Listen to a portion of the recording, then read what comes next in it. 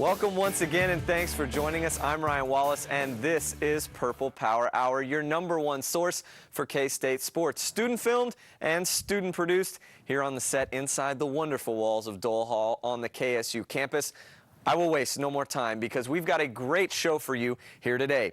If your heart has felt like it's been sitting on the first car of the Mamba at Worlds of Fun lately, do not consult a doctor. The symptoms you're feeling are just part of what comes with watching men's basketball this season. We knew it would be an adventure filled with ups and downs, but lately it's been nothing but a free fall. With 4 losses in their last 7 games, the reeling Cats came home for a big Monday showdown with the Longhorns, hoping for a quick cure to their Big 12 season. Well, it's not called Big Monday for nothing. ESPN was in the house as 2 of the Big 12's best battled for bragging rights. Through the early goings, K-State went basket for basket with the Longhorns as Michael Beasley did his thing on his way to another 30-point night, and Jacob Pullen pitched in, getting hot from beyond the arc. Halftime score tied at 30. But unfortunately for the Cats and their brand spanking new jerseys, it was not a brand spanking second half. Bill Walker set an NCAA mark for futility on the season, going 0 for 14 from the field. Hard to notice with hustle plays like this, though. Watch out into your living room. While the Cats hung close, it was too much Augustine and outside shooting down the stretch as KSU loses their first Big 12 home game and first home game overall since Oregon, falling 74-65. Well, it wasn't quite the result that we were looking for, but in my honest opinion, I think that Texas team was as good as it gets in the conference. Well balanced with size and experience inside and out, they should do well in March.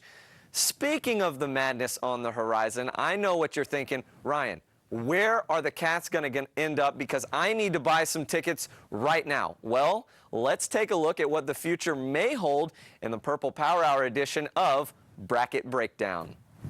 We all remember how it felt on Selection Sunday last season, sitting in the Flint Hills and watching school after school scroll by without our beloved Wildcats making the list. This year, while things appear promising, there is still a chance we could be placed in the same position come March 16th. Therefore, let's get you up to speed on what needs to happen and what could happen to K-State as they tear down the final stretch. Let's start with the Big 12 standings. Kansas State currently sits in 3rd place and, barring any upsets in the final 3 games, should lock up that same position for the Sprint Center. Texas A&M, currently in 4th, faces a murder's row with Oklahoma and Baylor on the road, only to finish with KU at home.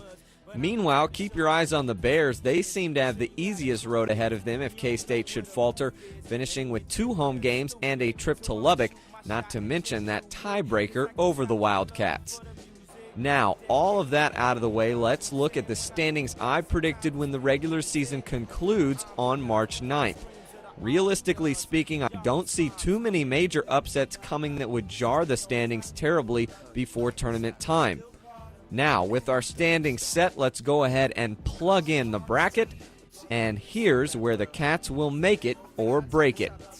In my prediction, the Cats go 2-1 to finish the regular season, plugging them in as that number 3 seed in the tournament. A win over either Oklahoma or Iowa State would most likely give them an NCAA berth. However, if they were to lose in their opening game, they would most likely be on the bubble again and in need of some serious help from around the nation. Here's where they'd look. Obviously, at this point, we would want a Texas versus Kansas final for the conference title. The last thing we would need in this stage of the game is an upset pick like Baylor or Oklahoma running away with the trophy and denying us a possible Big 12 bid.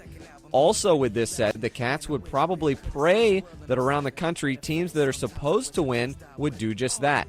That means we definitely need to keep an eye on the Big East, who have 2 teams in Syracuse and Villanova that are on the verge of the field of 65, as well as Conference USA and the Atlantic 10 in terms of major conferences.